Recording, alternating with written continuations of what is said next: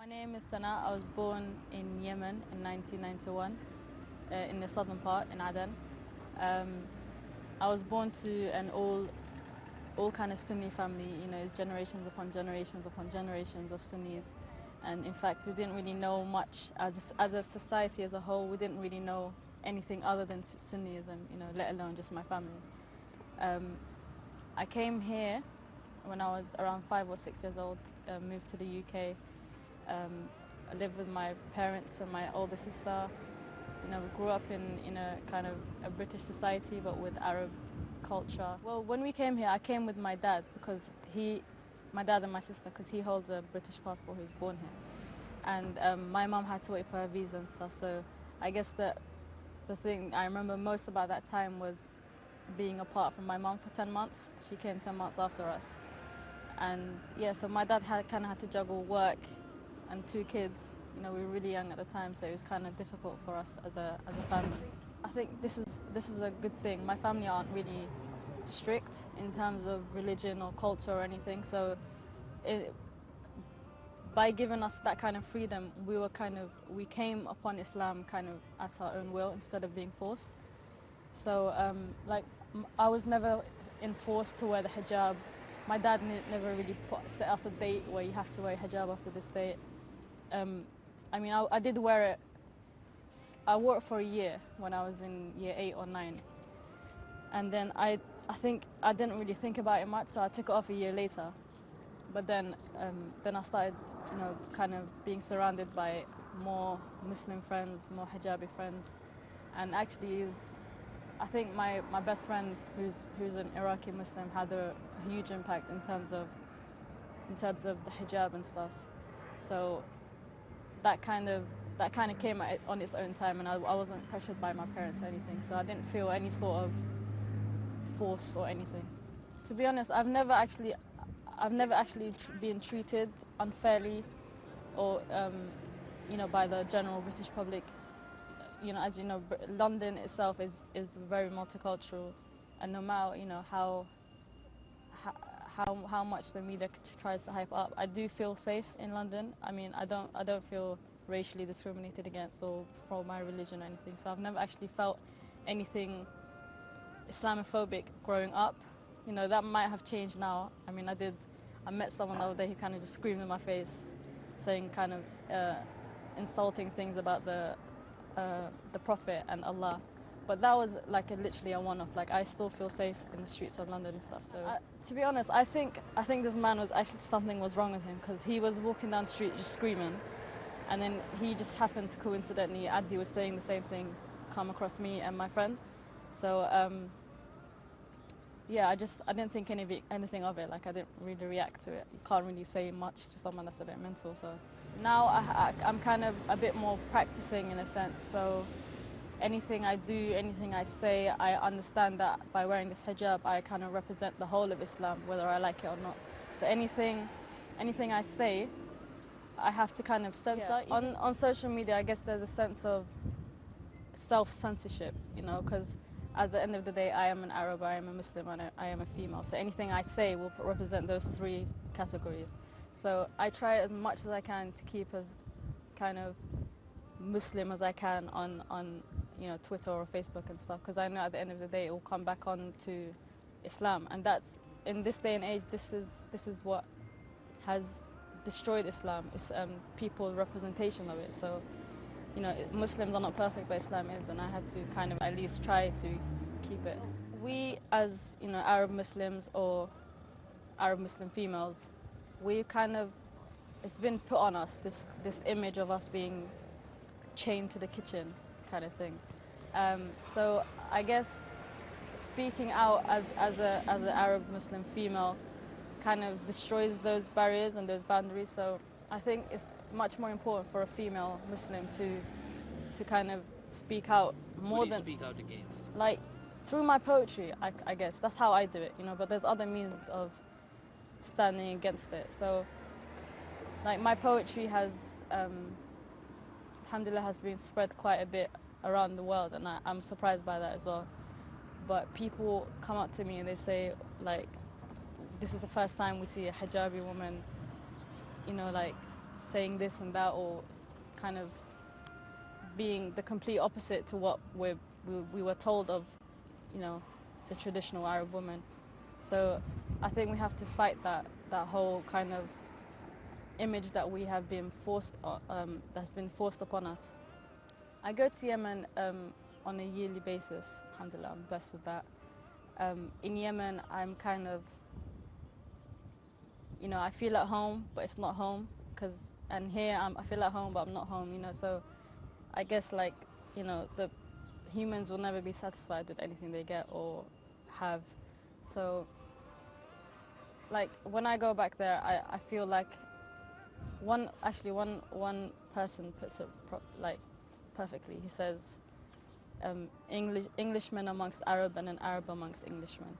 So that's kind of what I feel when I go to Yemen, or when I'm here. When I'm in Yemen, I feel like I need to kind of bring out the English side of me more. When I'm here, I need to bring out the Arab side of me more to kind of balance out the... How are those two sides different from one another? Well, when I'm here, I kind of have to stick to my Muslim roots and my Arab culture. So like, doing certain things will not be allowed, and I totally accept that and I agree with that. In Yemen, maybe speak up a bit more as a female. So that's the main difference, I think. My parents have instilled religious principles and values in us since, you know, a very young age. My mom is very proud that she got us praying and fasting at the age of 5 and 6. So I can't say they're not religious. I'm just saying that they're not strict. They're not the type to enforce it upon you if you don't want to. You know, it's a thing of understand and practice more than practice, and that's it. So yeah, you know, we are practicing family, always have been. I live with my parents and my older sister. She's 2 years older than me. It's a very small, unconventional Arab family. I guess I'm most closest to, I think, my dad, because he, I think, understands me a bit more. He supports me much more than everyone else in my whole entire life. The closest family relatives are all in Yemen, unfortunately, but I do have a lot of family here in London on my mum's side, and we do see each other on occasions and stuff, but I just don't feel a strong connection with them as I do with those in Yemen. So my dad and I think we get along really well because we are very similar. So we're very quiet. So you know, if we're in a car and it's very quiet, it's okay, it's normal. But if I'm quiet in a car with someone else, it'll be a bit awkward. So I think it's our similarities that have brought us together. He kind of not lets me do what I want, but accepts that I kind of have to make my own path into things. So with the whole journalism, going into journalism, you know, traveling, anything, he trusts me enough to allow me to do that. And especially with the poetry as well, you know, most traditional fathers of Arab households aren't really okay with your, you know, daughter getting up on a stage or being on TV or all of those kind of things. But in that aspect of my life, he's been really supportive, and I really, really appreciate that. My dad's daughters are my dad's daughters, and no one has a say in that. So, I mean, my dad is a very lovable character, so no one can really say anything bad about him. So, you know, we didn't turn out bad, so they can't really say anything. They have no proof to say that he done a bad job. I completely disagree with that. Most of my family and friends actually love my dad the most out of, you know, all the kind of older men in the generation, because he's so lovable and so kind and so generous. So, yeah. When I was in high school and college and stuff, I had a really kind of big circle of friends. We all, you know, went out a lot. It was, you know, mixed genders. There was no, I mean, of course there were boundaries, but it wasn't a thing of, I can't go out because there's a guy there. It was normal, completely normal. When I got to college, second year, I started wearing hijab. I kind of started hanging out with a bit more girls, Muslim girls and stuff. My best friend Noor, she kind of guided me a lot in that time of my life, and I actually think it's all down to her, the fact that I'm here today. I just saw another part of this kind of life You know, I was very out there and open and stuff. But then I saw like a bit more conserved kind of community, and I liked that. It attracted me towards it. And I just thought like this is, you know, when I compared how these people were with my family in Yemen, I thought this is how I need to be. You know, I can't, just because I live in Britain or London or whatever, I can't be someone I wasn't born to be. I mean, I was definitely in an Arab community, but I don't think it was the right one.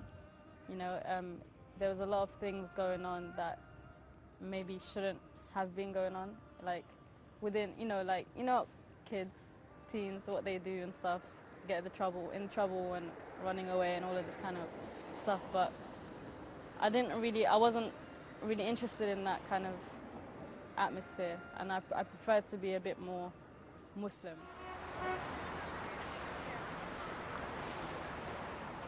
I basically write poetry.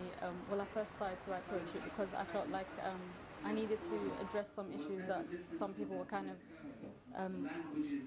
being blind about or being ignorant to. And my poetry basically focuses on politics more than anything. I started off with politics anyway, and recently, since this whole like not conversion, but let's say correction of belief, I've started kind of writing a bit more religiously. I have some poems which kind of are directed towards Ahlulbayt, and injustice that happened in Karbala and stuff. And since that happened, I think I kind of I see the link between politics and religion more clearly now than ever. And I can't kind of talk about politics and injustice in this day and age without kind of talking about it in the historical sense. I feel like we should all, whether we are journalists or poets or scientists, whatever you want to do, I think we should all come together and address the issues of historical injustice and today's injustice. Because at the end of the day, if you don't want to do it for yourself, then you do it for your brothers and sisters. If you don't want to do it for that, then you do it for the awaited imam, who will at some point return, and he will need people of all sectors of society, of all levels of society, to kind of back him and his army and stuff. So that's basically what pushes me and motivates me now to write poetry.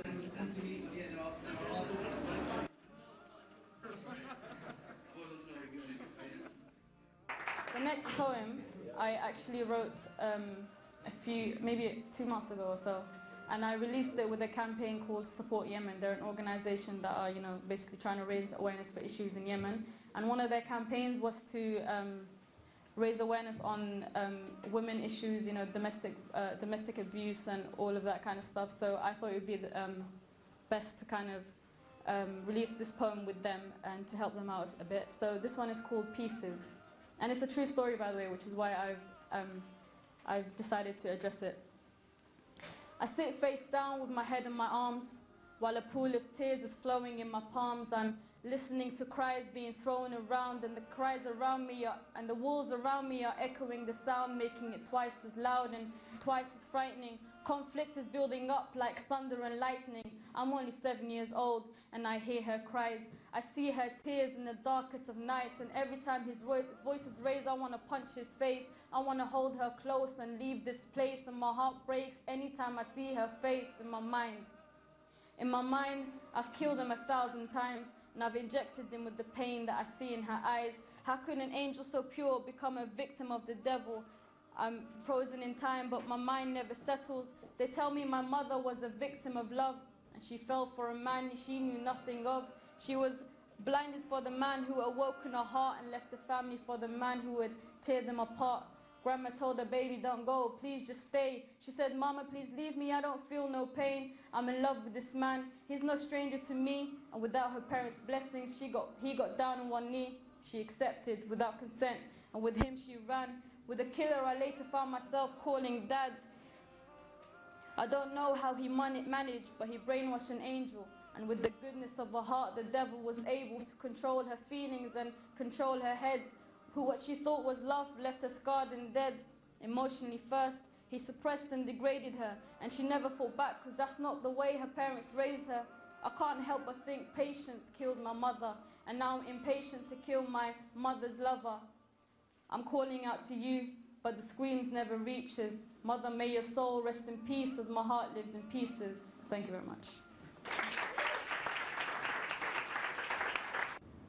I started writing at a really, really young age. I guess it was that period of time where we came to Britain and my mom wasn't there. So I just kind of wrote everything down. It kind of developed over the years. Obviously it started on like minor silly things, you know, like, I don't know. And then it started getting into a bit more deeper, eventually kind of reached politics. And that's kind of where I'm at right now, politics and religion. Were you writing in English or not? Yeah, I write in English. I tried doing a bit of Arabic, but it's obviously my vocab is a bit more limited in Arabic, so I kind of focus more on English now. The majority of the time, I think I just kept it secret. It was just something that I did. It wasn't like, you know, I need to show someone. But over the years, I think I started showing my friends a bit more, and the response I got from them was quite good most of the time. So that kind of motivated me to do more, write more, and over the years I just started doing that exactly, and came a period of time where I thought maybe I should get this published somewhere, not, you know, in a book or anything, but online or anything. But I think I was kind of scared of putting it online, mainly because I was really self-conscious, and, you know, I didn't think it was good enough, and then I just kind of pushed myself and put it up. First time, I just used to, because I have this thing where I'm kind of scared that if I write a poem and I put it up, it might be kind of taken out of context or something. So what I did was I worked around that, and I recorded all of them on audio, and then I put them up as a video on YouTube, so it can't ever be changed unless you edit it.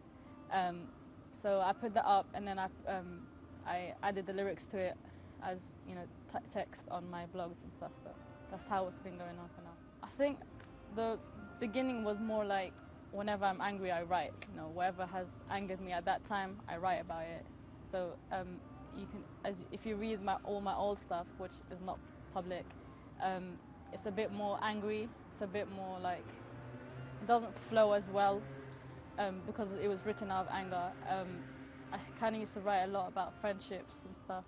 I guess most of the times I felt like I wasn't understood, you know, by friends or family or whatever. So the only place that I could be understood is on paper, so I wrote that.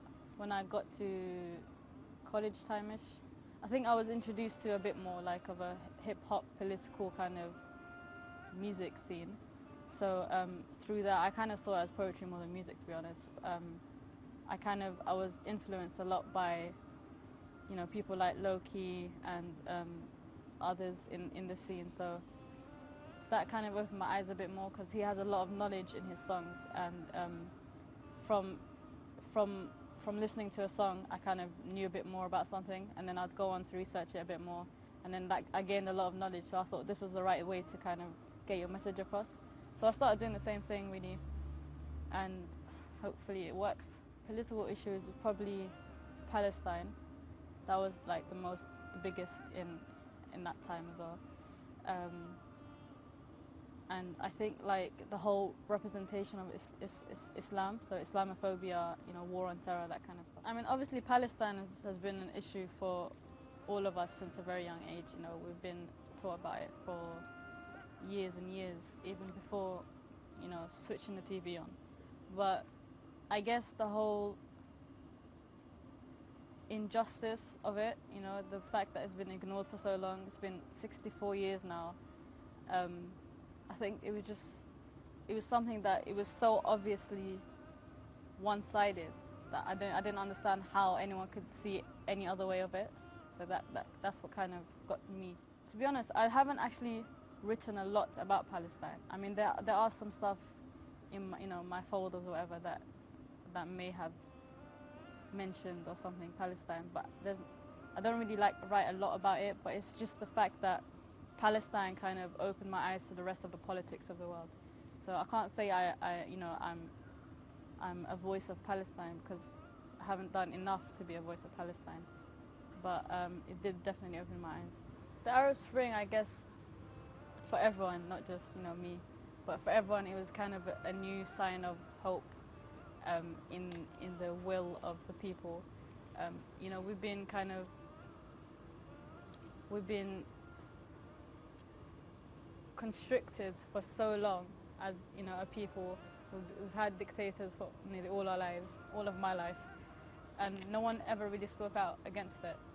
So every time I go to Yemen and I see pictures of Ali Abdullah Saleh everywhere, I just think, and at the same time hear all the stories of people that are talking bad of him, I just think like, well, do something. Why can't we do something about it? Are we ever going to do something about it? So when the Arab Spring came, especially for Yemen, it was a huge shock to me, and especially seeing women on the front lines of Sana'a and Aden and other places in Yemen. But as a poet, I guess it kind of fired me up a bit, I had a sudden kind of flair, and I wanted to write more, and I wanted to do more, and I wanted to be more involved, not just as a poet, not just through my poetry, but through a bit of activism, through online social media and stuff. I wanted to kind of spread the message as far and help as much as I can. So that's how it helped me. At first, it was really, really exciting, and at the same time, very overwhelming. Like, it was just a clash of emotions. Like, I didn't know what to think or what to do, what to say. Like, I remember we would be in lectures, and everyone would be, doing their studies or whatever, and me and my friend, who also is on the kind of the same, has the same interests as me, we would just be online trying to figure out what's happened next, because it was literally minute by minute updates, especially from Egypt. So when that kind of fired up, everyone is just so hyped up and excited and active, and I really like that. It showed that the community can come together and can kind of help one another. The whole situation in Yemen, as I said, really fired me up. I was so surprised because we're known to be the kind of laid-back Arabs, that we're not really political. But when I saw like millions out on the streets, demanding freedom, and something that it's not something that I ever seen in my life from Yemenis. And I mean, obviously it was a defining moment in history, and I realized that as it was going along. I didn't really realize at the beginning. And then it took nearly a whole year for Ali Abdullah Saleh to leave Yemen, and to be honest, that kind of surprised everyone. It kind of showed his his sly but smart moves as a politician. He was described to be the most kind of tactical in the whole spring, and he did last a very long time, surprisingly. But I don't think there ever came a moment of me kind of losing faith in the revolution. I mean, I knew that once the people were past that kind of fear, once they break that down, it's not stopping them. And as well, like too many martyrs have fallen for us to just say, okay, let's just forget it and go back to life. Like, it wasn't going to happen until he's gone. But even then, like now, I do kind of feel like desensitized by it. I'm well aware of the Western kind of influence over Yemen, especially. So I don't think there will be change, not the change that we want to see anyway. I mean, Tawakkul Karman, who won the Nobel Peace Prize. She was the first Yemeni Arab woman, Muslim, to win the Nobel Peace Prize. That was something that kind of got me really emotional, and everyone around me. Like, that day in Yemen was kind of like Eid, and it was nice to see that the image of female Yemeni women was demolished completely by that one face. But over the few months, she's been kind of she's been working closely with the US, and that's kind of I've lost a bit of hope in her, because I know when the West gets close to someone, they're kind of grooming them for further political kind of interests and stuff. So I wouldn't be surprised if in a few years' time she would be the next president, and I wouldn't really support that, because of her relationship with the US. Politics has, over the past year, you know, and I'm not just saying this from, you know, the politics I've been reading on, but also the religion I've been reading on. It's all kind of come together for me, and everything just kind of fell into place, and everything is a bit more clear to me now.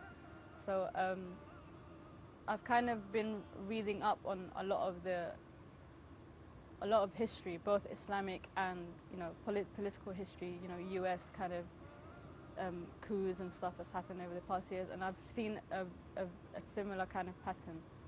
So I'm now at a stage where I of course support freedom and revolution and stuff, and now, but I still know that it won't happen in this way, and I'm well aware of, you know, the tactics that are being used by Western powers in the region, and I know they're interested in the region as well. So I kind of try to challenge the political kind of mindset of people, or the media, I should say. Like, I have this very strong opinion on the media and its partiality and stuff.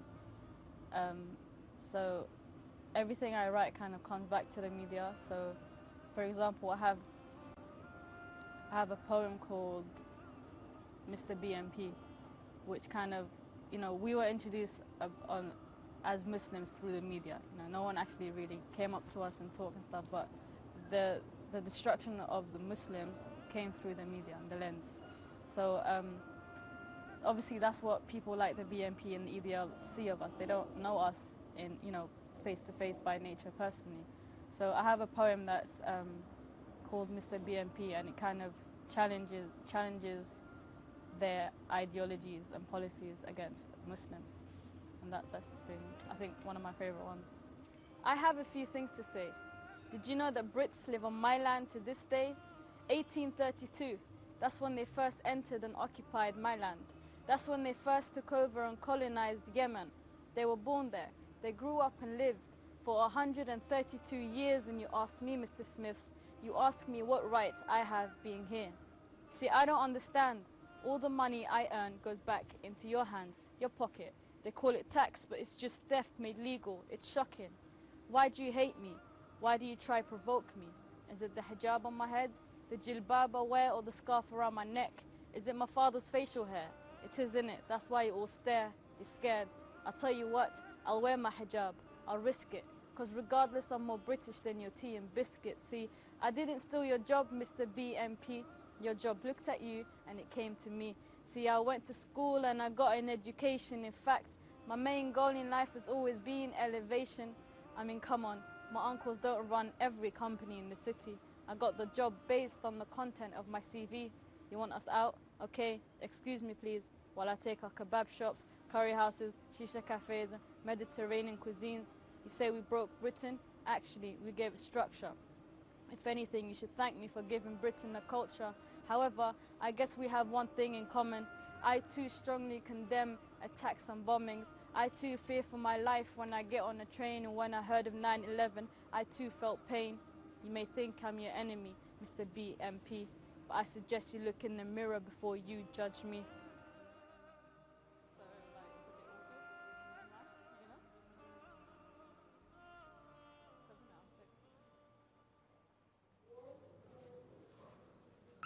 I've always been surrounded by Shias or Shia Islam, but I never really gave it enough focus or attention to look into it. You know, I wasn't really interested in it, to be honest. I just saw them as another type of Muslims with, you know, similar beliefs.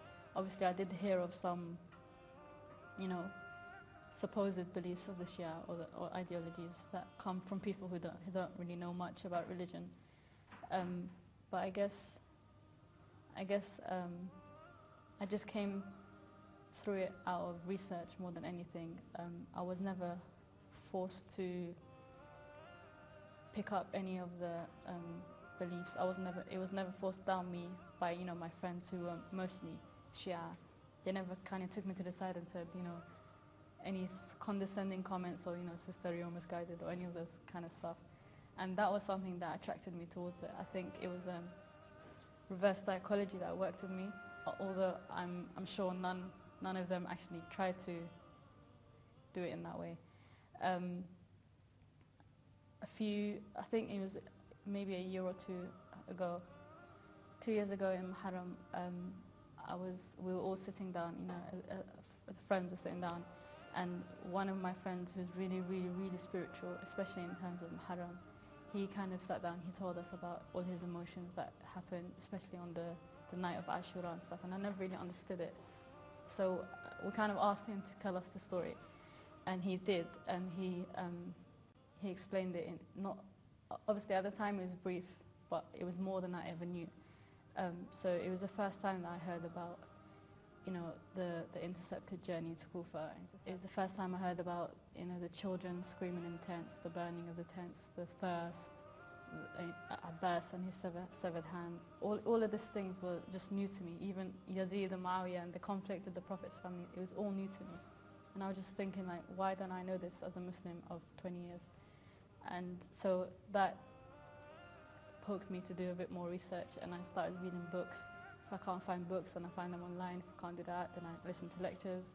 When I listen to lectures, I note down anything that I need to research more on, do that, come back to the lectures, understand everything. So it just a whole year of kind of research into this. And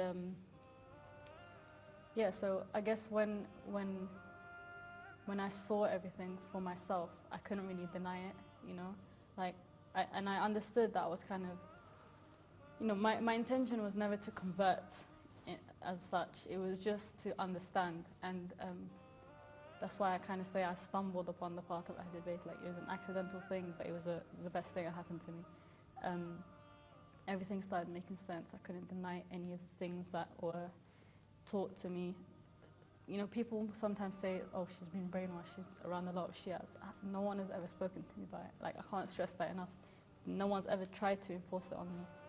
It was just purely out of my own research, Some hadith seemed a bit, exaggerated to me, but when I looked into it, they do exist. And most of them are in Sunni Sahih books, which is really important to understand. Like, when someone asks you to prove something and you give them your own book, it doesn't really mean much, because it's your own book. But if you prove it through their own works, then that gives it a bit more ground, and that's what kind of interested me a lot.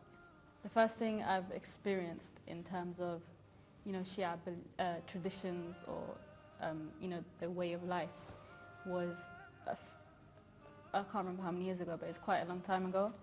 And my friends kind of invited me to a lecture in a hall during the time of Muharram. And I never knew what it was. I just knew that, during this time they go to a lot of lectures in their own mosques or whatever.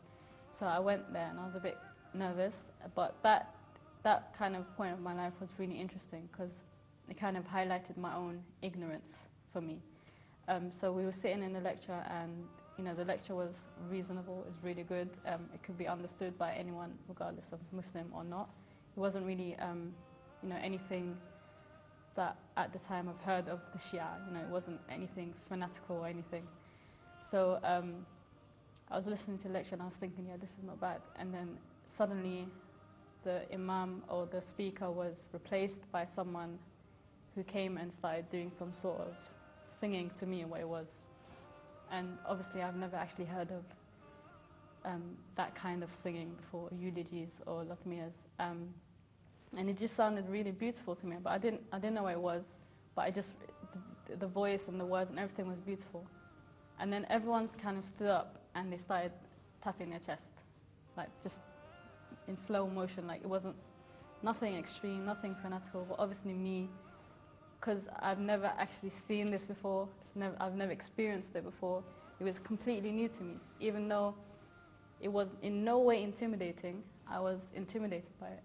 And that was because I wasn't familiar with it. So it's fear of the unknown, which is something that over the past year I've realized is kind of the core reason for the division in the ummah. So because people fear the idea of the Shia, the whole concept of Shia, they don't want to look into it. They're intimidated by it.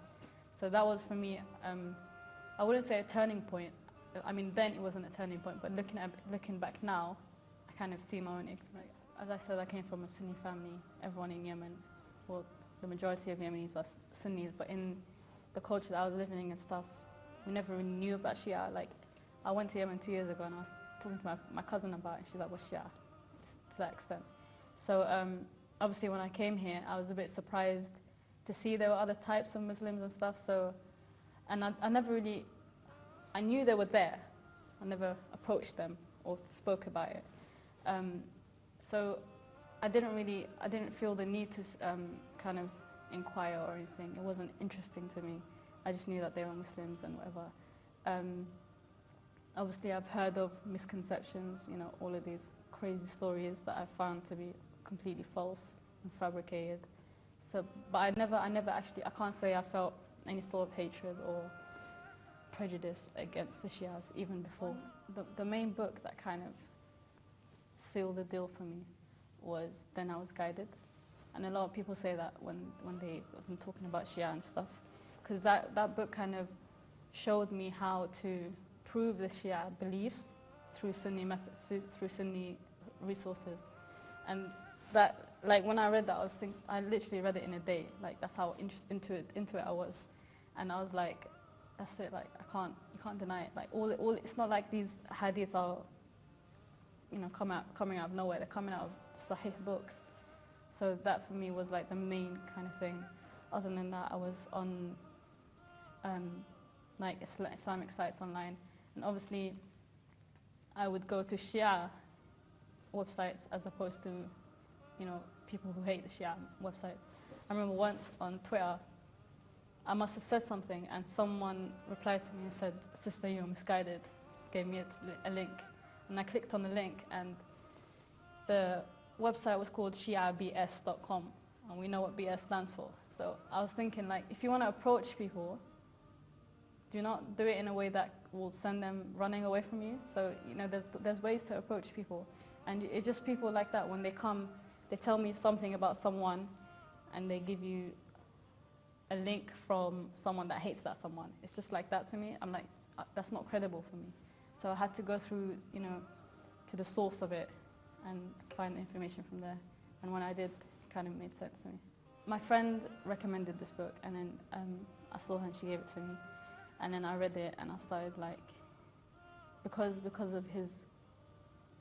the Sayyid's use of, like, hadith that came from Sunni books, it got me really into it. I was like, if these hadith are in Sunni books, then why have they been overlooked? So I just sat there reading the whole day. I literally blocked out the whole world, my family, everyone, and I just sat there reading. It didn't take as long as I expected. And it just kind of, everything made so much sense. To me, this was a kind of, it was all based on logic rather than emotion, you know. I could be arrogant about it and say, you know, I could be arrogant and proud and say that, okay, I've read this and I know it's true, but I'm not going to do it because I can't say that I was wrong this all my life. But like when you're searching for the truth, you have to let go of pride and arrogance, and you have to accept the truth, even if it's swimming against the tides of, you know, social conformity or family traditions or anything. I kind of read it. I mean, I can't say I convert. Firstly, I don't like that word, converted, because, you know, I'm still a Muslim and I was a Muslim. But it's just a thing of that kind of pushed me deeper into it. So I didn't stop researching. I haven't stopped researching till now. And the day I converted, as you say, was the day I knew this was the right thing for me. It wasn't the same day I read the book, but it was a few months after. I was like, this is it. This is for me. And then I was actually doing a skydive on the same day. So I kind of, instead of screaming down 10,000 feet, I kind of pledged allegiance, and then I shouted the names of all the holy names as I was, like, falling from the sky. And that was the day, I think, it just changed my life. No, I don't believe I was chosen to be guided. I strongly believe that those who want to be guided will be guided. You know, it's not a thing where Allah chooses one person and says no to the other. That doesn't make sense. You know, on the day of judgment, you can just say, well, you didn't choose me to be guided. So it's 100% an individual thing. And I think we have to, no matter how much it might hurt our pride, read into it. No matter how much, like, it might kill you inside to do it, you have to do it. It's ignorance. Every single time of ignorance will be questioned as well on the day of judgment, and you know, time is ticking. No one can really say it's changed how I am with them. Like, my friends can't say, oh, she's a Shia now. Like, nothing has changed between me and my friends and stuff. But internally, it has changed me. Like, for example, now I understand the world a bit more. You know, it might sound crazy, but I think politics and religion are very closely combined, can be combined. And because I understood religion, I now understand the politics of today. So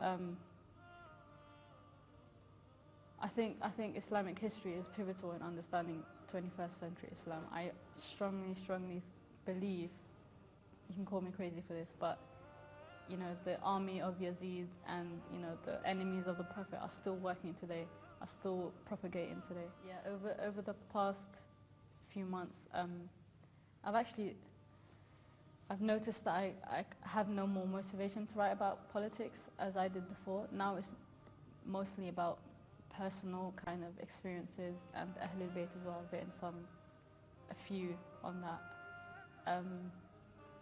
But I haven't actually pushed them out as much because I feel a bit nervous to do so. Firstly, that again, I'm kind of conscious that will they live up to, you know, those kind of standards. Also, I don't want people to see me as a Shia Muslim. You know, I want them to see me as a Muslim before Shia. So I think if I was to put up a bit more Shia-fied like poems, people might kind of switch off, and I don't want them to switch off as Shia. I want to go around it, you know, from the back way, and then kind of. One of the main things that pulled me in a bit deeper was the hadith of the two weighty things, which clearly states that the two weighty things are the Quran and the Ahlulbayt, and you know, this is mentioned in Sahih books as well. So for me, I was just thinking, if you're demanded to follow the Quran and the Ahlulbayt, why else would there be any need for anything else? Like, why would I need to go to someone else or another companion? You know, as righteous as they may be or anything, I was told to go through the Quran and the Ahlulbayt, and that's what I'm doing now. What I hope to do in the future is hopefully, firstly, become a voice of the oppressed.